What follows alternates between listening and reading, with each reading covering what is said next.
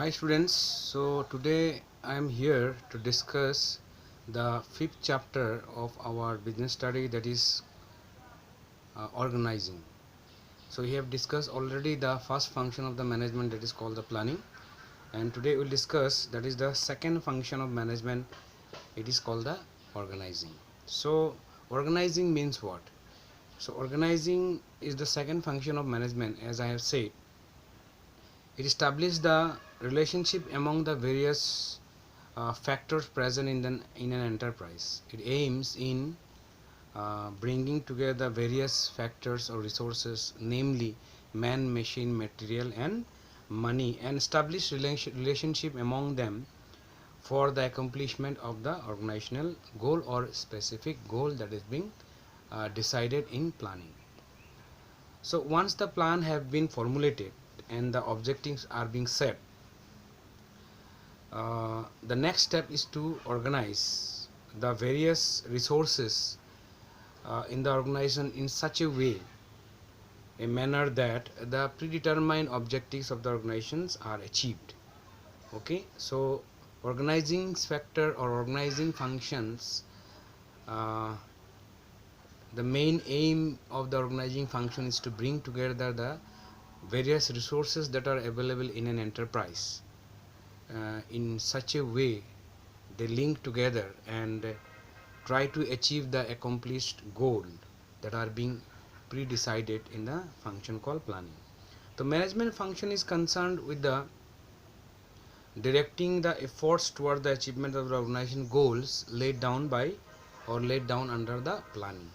So organizing in simple sense, organize means, say for example, you are organizing some meeting, you are organizing some party. So organizing means to bring together all that factors that will be required for particularly observing a meeting or a party. Okay, so definition of a organizing, you can say, as given by Henry Fayol. I'm just reading out for you. To organize a business is to provide it with everything useful to its functioning: raw material, machine and tools, and capital and personnel. So ultimately, organizing means bringing together the man, machine, material, and money, the five factors of production that we know, to bring together just to achieve the specified goal or objective that is being decided. So we will discuss how the organizing process basically take place, or how the organizing process is being done by the managers, or steps in the process of organizing, you can say. So I have written here, you can see process of organizing, how the organizing process basically the managers do or it's take place. So first steps that's to be followed in the process of organizing is identification and division of work. So organizing is starting by this first process of organizing called the identification and division of work. Now identification means what and division of work means what? See, the process of organizing starts with the identification and division of work. The whole work is divided into a manageable activity so that the duplication of the work is being avoided and the work can be completed in a predetermined goals. So division of work facilitates specialization. If we divide the work, then according to the division of the work we can bring the specialized people to do that particular work in, and to provide the skill, that whatever the skill is having to a particular person for doing a particular task is very much essential, and it helps the management to avoid the duplication of work. And this is possible only when you identify a particular work and divide that work according to the manageable capacity of a particular person. ठीक है, तो identification and division of work का मतलब यही है, अगर हम कोई भी काम करने से पहले उसको हम पहचान ले, आइडेंटिफाई कर ले, और उस आइडेंटिफिकेशन के आधार पे अगर हम उस काम को डिवाइड कर ले, मतलब भगा ले, और उस भगाने से क्या होता है, जो पर्टिकुलर टास्क है उसको करने के लिए जो स्पेशलाइज्ड पर्सन है उसको हम ला सकते या तो लगा सकते। और इससे क्या होता है, हमारा जो एक काम को बार बार करने का जो डुप्लीकेशन ऑफ द वर्क है उसको हम अवॉइड कर सकते हैं। और इससे हमारा क्या होगा, स्पेशलाइज्ड वर्क जब करेंगे तो काम हमारा अच्छा होगा, जो काम हमारा इफ़ेक्टिव एंड इफ़िशेंसी मेंटेन करके हो जाएगा। ठीक है। दूसरा जो तुम्हारा पॉइंट है वो है departmentalisation. Now what is this departmentalisation? Departmentalization refers to the process of grouping the activities of similar nature under same department. Department में क्या होता है, जैसे कि हमारे कॉलेज में भी डिपार्टमेंट्स है, अलग अलग स्ट्रीम का अलग अलग डिपार्टमेंट्स होता है। जैसे कि कॉमर्स में मान लो अकाउंटिंग डिपार्टमेंट है, अकाउंटेंसी डिपार्टमेंट है, मैनेजमेंट डिपार्टमेंट है, फाइनेंस डिपार्टमेंट है, इस तरह से इंग्लिश डिपार्टमेंट है। तो इस डिपार्टमेंट में क्या होता है, जो एक तरह का काम होता है या तो एक तरह का तुम्हारा जो एक्टिविटीज़ होता है उसको एक साथ में ग्रुप करके एक डिपार्टमेंट का निर्माण किया जाता है। So this facilitates specialisation and coordination in the organisation. और अगर हम डिपार्टमेंट क्रिएट करते हैं तो इससे क्या होता है, हमारा ऑर्गेनाइजेशन में स्पेशलाइजेशंस आ जाएगा और साथ में क्या होगा, कोऑर्डिनेशन। कोऑर्डिनेशन मतलब कि एक के साथ दूसरे का जो जुड़ाव होता है, जो तुम्हारा कोऑर्डिनेट होता है, मिलाप्रीति होता है, उसको हम आसानी से पा सकते हैं अगर हम डिपार्टमेंटलाइजेशन करते हैं, डिपार्टमेंट क्रिएट करते हैं। और डिपार्टमेंट कैसे क्रिएट किया जाता है, जैसे मैंने बोला, जो सिमिलर ग्रुप्स ऑफ एक्टिविटीज़ है उसको एक साथ में ला के एक डिपार्टमेंट के अंदर में दे दिया जाता है। जैसे कि एक ऑर्गेनाइजेशन में होता है, ऐसा डिपार्टमेंट होता है, production department, sales department, marketing department, वो अलग अलग है। तो मार्केटिंग डिपार्टमेंट का काम क्या है, जो मार्केट्स को खोज के निकालना, कहाँ पे तुम सस्ता दाम में सामान खरीद सकते हो, कहाँ पे तुम्हारा प्रोडक्ट लेके सेल कर सकते हो, वो मार्केटिंग डिपार्टमेंट का काम है।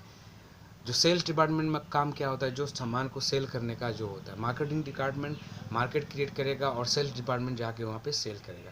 तो इस तरह का बातें होता है। तो जनरली डिपार्टमेंट्स कैसे क्रिएट किया जाता है, there are 3 ways by which you can create the departments. Number 1, on the basis of function. कार्य के ऊपर निर्भर करके हम डिपार्टमेंट्स क्रिएट कर सकते हैं। जैसे कि numerous activities are group into different department on the basis of various functions, like say for example purchase department for purchase function, finance department for financing activities। so इस तरह से क्या होता है, कार्य के ऊपर निर्भर करके विभाग तैयार किया जाता है। दूसरा जो कैटेगरी है, on the basis of the type of product produce. दूसरा और एक तरह का प्रोसेस है जिसके आधार पे हम डिपार्टमेंट क्रिएट करते हैं, वो कि किस तरह का सामान वो ऑर्गेनाइजेशन प्रोडक्शन कर रहा है। जैसे कि हो गया इन दिस केस, जैसे कि activities are group into different departments on the basis of product manufactured और produce by organisation. For example textile, कपड़े बनाने का, एक अगर कोई कपड़ा बना रहा है तो एक साथ में कपड़ा एक डिपार्टमेंट में आ जाएगा, टेक्सटाइल डिपार्टमेंट। जैसे कि फिर दूसरा आ गया फूड, कोई अगर खाने का सामान बना रहा है तो सब सारा खाना बनाने का सामान जो है वो एक डिपार्टमेंट में आ जाएगा, फूड डिपार्टमेंट। तो इस तरह का हम उत्पादन करने वाला सामान के ऊपर निर्भर करके भी हम डिपार्टमेंट्स क्रिएट कर सकते हैं। और तीसरा जो है, on the basis of territory. जैसे कि हो गया टेरिटरी मतलब बड़ा ऑर्गेनाइजेशंस क्या करता है, जगह जो होता है, जगह के ऊपर निर्भर करके वो अपना डिपार्टमेंट क्रिएट करता है। जैसे कि जोन वाइज बड़ा कंपनी है तो east zone, north zone, south zone, इस तरह से वो लोग क्या करते हैं, विभाग तैयार करता है। ठीक है। सो ये हो गया तुम्हारा डिपार्टमेंटलाइजेशन के बाद। तीसरा जो प्रोसेस ऑफ ऑर्गेनाइजिंग में स्टेप्स आता है वो होता है कि आफ्टर डिपार्टमेंट्स क्रिएट कर लिया, आइडेंटिफिकेशन एंड डिवीजन क्रिएट किया, बनाया, फिर उसके बाद में डिपार्टमेंट बनाया, identifying and division of the work के आधार पे हमने डिपार्टमेंटलाइजेशन क्रिएट किया। तीसरा जो आ गया अभी, assigning of the duties. Department once the department have been formed, the next step is to assign the duties. तो assign the duties और assign the work to the employees according to their skill and competence। काम करने का तजुर्बा, काम करने का क्षमता के ऊपर निर्भर करके अभी हमको क्या करना है, उस काम को समझा के देना है, या तो रिस्पॉन्सिबिलिटी देना है, उसको दायित्व प्रदान करने का मतलब ही होता है असाइनिंग द ड्यूटीज। चौथा नंबर में आ गया एस्टैब्लिशिंग रिपोर्टिंग रिलेशनशिप। इसका मतलब क्या है, दायित्व दे दिया, काम करने का जो अधिकार है उसको दे दिया। अभी क्या होगा, हमको ये देखना है, एस्टैब्लिशिंग रिस्पॉन्सिबिलिटी रिलेशनशिप का मतलब ये है कि in organisation structure implies the allocation of the authority and responsibility among the employees. एक संगठन का जो गठन होता है, गठन के ऊपर निर्भर करके तुम्हारा क्या होता है, दायित्व और जो कर्तव्य होता है, authority and responsibility are being allocated to the employees in an enterprise in such a way that each person should know who is responsible to whom and for what. तो एक डिपार्टमेंट में क्या होगा, एक डिपार्टमेंट में जैसे कि मान लो फाइनेंस डिपार्टमेंट अगर आपने पकड़ा, तो फाइनेंस डिपार्टमेंट, इसमें क्या होगा, ये तुम्हारा फाइनेंस मैनेजर होगा। उसके बाद में चलो उसके अंडर में आ गया असिस्टेंट फाइनेंस मैनेजर होगा। इसके तरफ में आ गया मान लो अकाउंटेंट्स आएगा। तो ये इस तरह का जो सिलसिला है, जैसे कि एक डिपार्टमेंट में finance manager is the head of the finance department and under financial manager there are, say for example 2 and 3 assistant finance manager are there, and under one finance manager there will be accountant. So what is their work, they will be maintaining the financial terms and condition or financial activities of that particular department. तो इससे क्या होगा, जैसे कि ये accountant को मालूम है he is responsible to the assistant finance manager and assistant finance manager is responsible to the finance manager will depend upon to the manager. तो इस तरह का जो अथॉरिटी मतलब कौन किसको ऑर्डर करेगा और कौन किसको रिपोर्ट करेगा, ये चीज़ का संपर्क, ये चीज़ का निर्माण करना ज़रूरी है। तो क्या होगा, जो भी काम ख़त्म होगा वो जाके किसको बताएगा कि मेरा काम ख़त्म हुआ, और कौन देखेगा कि जैसे बताया गया वो काम ऐसा हुआ कि नहीं। तो ये चीज़ तुम्हारा एस्टैब्लिशिंग रिपोर्टिंग रिलेशनशिप में किया जाता है। एक व्यक्ति को जानना चाहिए कि मेरा बॉस कौन है, मैं किसके अंडर में हूँ, या तो बॉस को पता चलना चाहिए कि उसके अंडर में कितने सारे लोग काम कर रहे हैं। तो इससे क्या होता है, एक ऐसा कोऑर्डिनेशन, ऐसा रिलेशनशिप क्रिएट होता है जिससे तुम्हारा काम को आसानी से संपूर्ण करने का सहायता होता है, और आसानी से तुम्हारा काम जिस तरह से डिसाइड किया गया उस तरह से वो आसानी से हम उसको कंप्लीट कर सकते हैं।